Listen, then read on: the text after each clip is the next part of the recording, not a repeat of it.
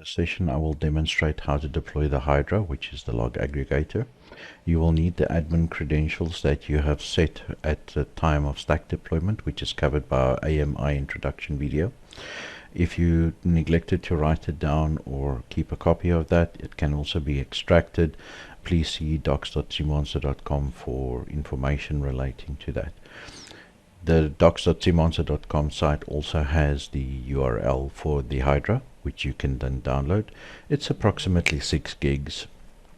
I'm going to be using a specific version for this demonstration, but you will always need to use the latest version for your build. First steps is to deploy it. The Hydra comes in an OVA format, which is generally associated with VMware. There are ways and means of extracting the virtual disks and importing them into other virtualization platforms. These are not directly supported by SIEMonster, and you do so at your own risk. To deploy the OVA, you create, or to import the OVA, you say create and register VM, you say next, you drag and drop the actual file into the screen. You specify the name, so I'll just call this Hydra demo, and then say next. You choose your data store where you want it. You generally want it on a faster data store. Mine are both SSDs. That's just a separate volume. You can then provision it by all means. Make sure to choose the correct network when you deploy it, and disable power on automatically. Say next. It'll give you specifications and then finish.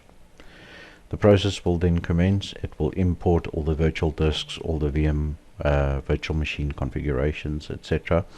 And once it's done, it will require some modifications to the hardware specifications, depending on your needs, of course. I'm going to skip through this portion in the video so as to make the video more palatable lengthwise.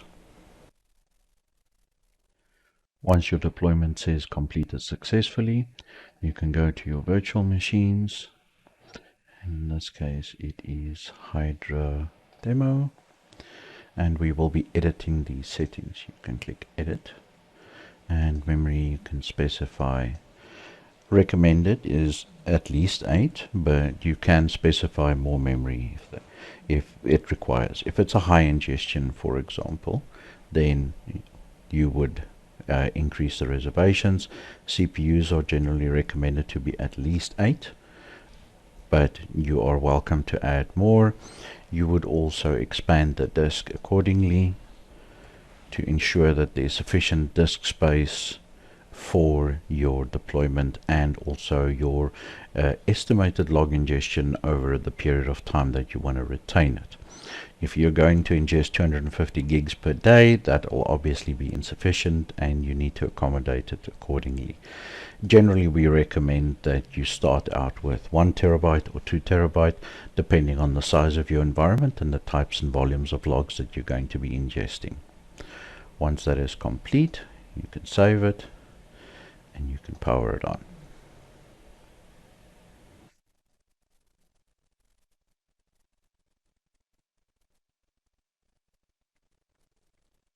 The power on process can take quite a while to present the original screen where you will connect it to the OpenVPN, which is the tunnel that will connect it to the central platform.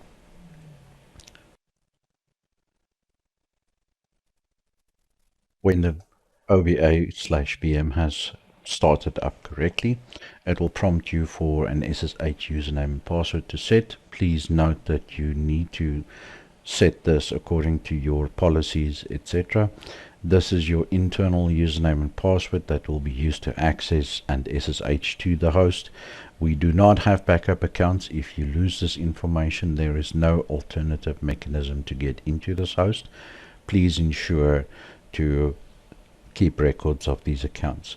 Also, as you are typing this in VMware console and there may be issues with certain types of keyboards, etc., or foreign languages, it is generally recommended that the initial setup for the password is simple, and as soon as you've run through the process and the host has rebooted, you can then change the root password as well as the default user. Well, the default user is the root user, so the one that you set up, then you can reset the password to any complexity you like, including certificate signs. So in this case, we're going to make it very simple.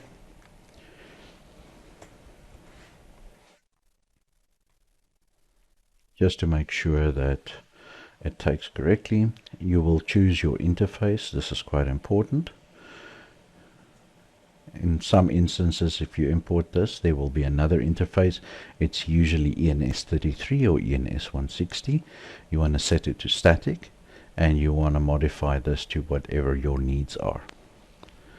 Once you're ready, you go to next, press enter, and this is where you will enter the URL for your bastion. Every tenant in your stack has its own bastion. The URL is defined as bastion.tenantname and then the domain you've chosen, and it's port 8443. Please note the structure. So if you add another tenant called tenant2, then it will be bastion.tenant2 test58, whatever domain you've chosen, and that is what you need to modify for that. So in this case, it'll be https bastion.tenant1.test58-qa SIEMonster.io, and it's port 8443, and the username is admin, and then your password is whatever you set it for when you deployed the stack.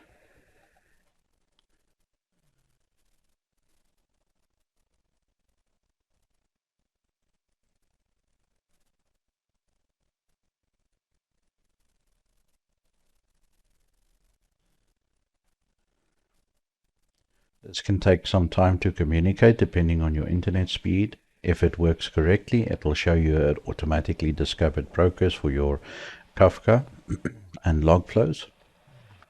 And once this is done, you can just say finish. This will apply the settings and it will reboot the host.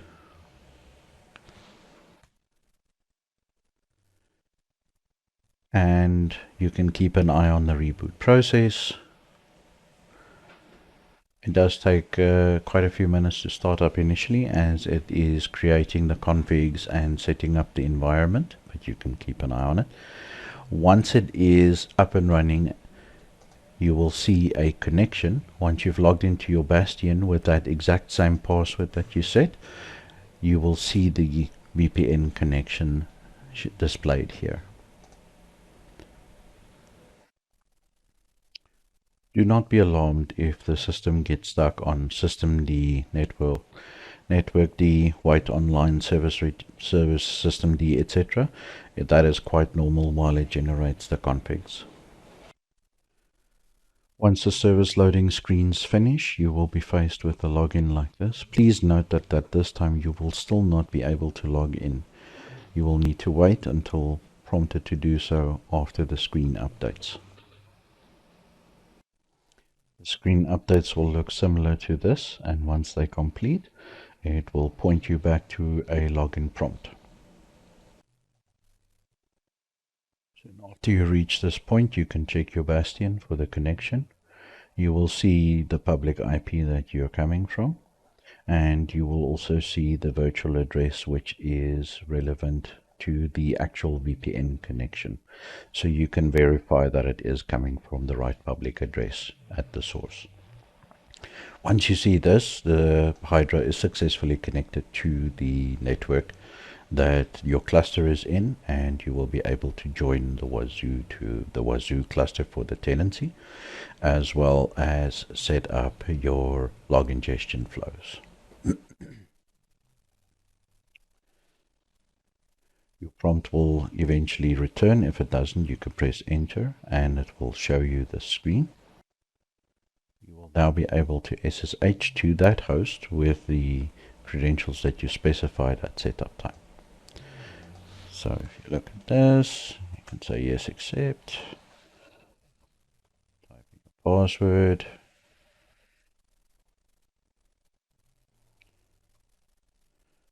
and sudo -s to make sure you have the correct privileges, and you can do a docker ps to see what Docker containers are running. One of the first steps that you need to do is make sure that your NIDS, or your network intrusion system, is set up to look at the correct interface.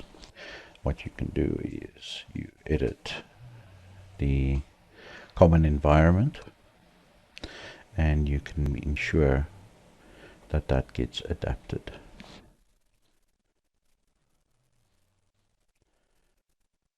When you're done, you can save that.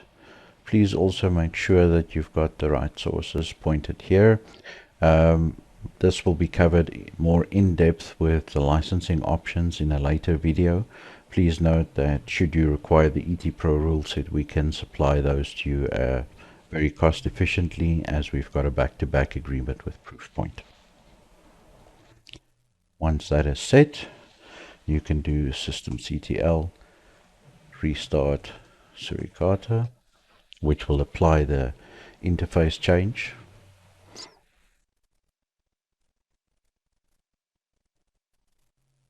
Depending on the speed of your system, this could be fast or slower. You can check what the progress is of the restart on the inside of the environment. And once you're happy with that, you can also do a command that will update the suricata signatures.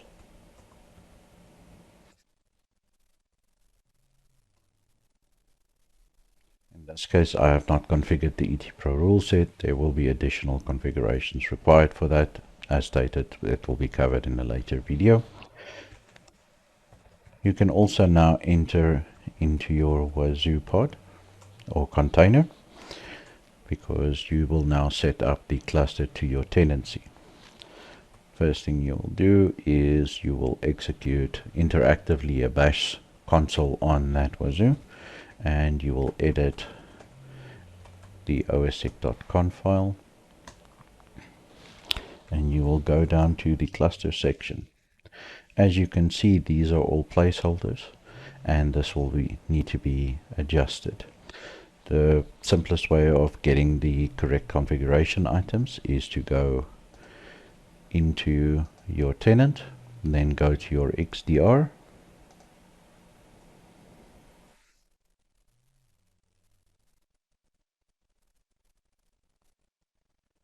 once it's loaded, you can go to modules, management, and you can go to configuration. You can say edit, or you can view the cluster configuration right here. So for simplicity's sake, I'm just going to say edit. I'm going to find cluster, and here you can see what the details are. So you can copy that and paste it here in the key field.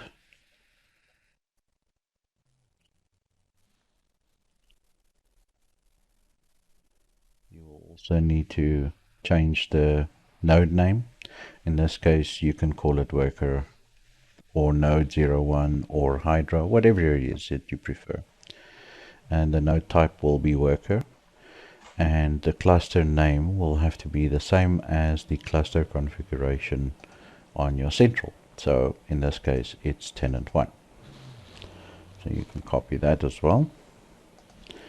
You can place it here. Now, when it comes to bind address, you can leave that on 0. And then nodes, this is where it becomes important. So what you would generally do is you've got two options here. You can either connect the Wazoo directly through the internet, or you can connect it through the tunnel that has been generated, the OpenVPN tunnel. To do the VPN tunnel, you can do inside.wazoo.tenant1.test58 QA.SIEMonster.io, and if you want to do it straight, you just remove the inside dot. Please note that the tenant1.test57 is your base again, and you will add the prefixes to that.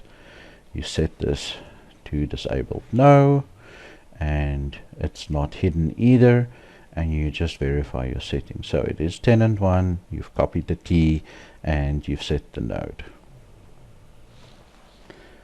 Once you're done with that, you do a wazoo control restart, and you do a tail -f or sec logs cluster.log, which will show you if the cluster connects successfully.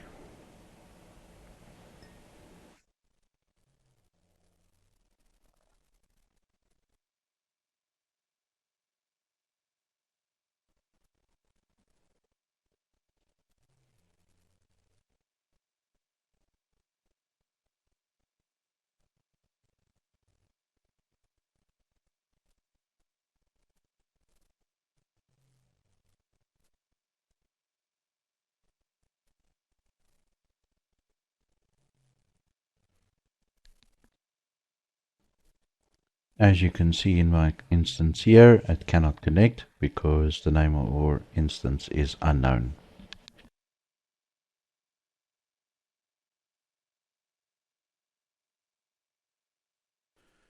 You will notice that I had a typo in my line, and if we correct that, it should be resolved. This is a prime example of how sensitive configurations are. Great care has to be taken. I am very prone to spelling errors and typos. Others may be as well. So it's always a good idea just to verify the basics before troubleshooting more severe items.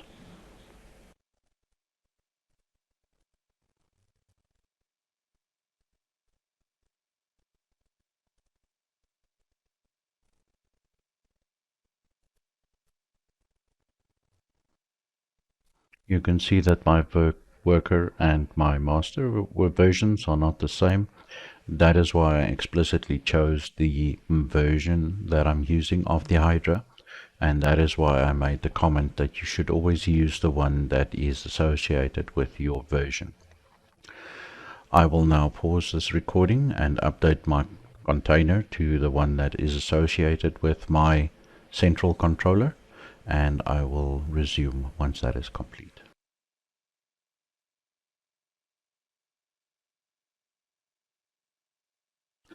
I have now updated the container to a matching version, so now we can verify that the cluster is actually functional. And you can see it has indeed connected. To verify this, you can go to the central platform, and you can go to management cluster, and you will see now that you have two nodes. You can see there's the worker node 01 that we've just configured, and then there's node 01. You can now register your agents directly to this Hydra or log aggregator. You can also send syslogs to it. There will be a more in-depth guide around configurations for syslog, etc. Going forward in a separate video, of course. And you can now use this as your central collection point on however many sites you've got.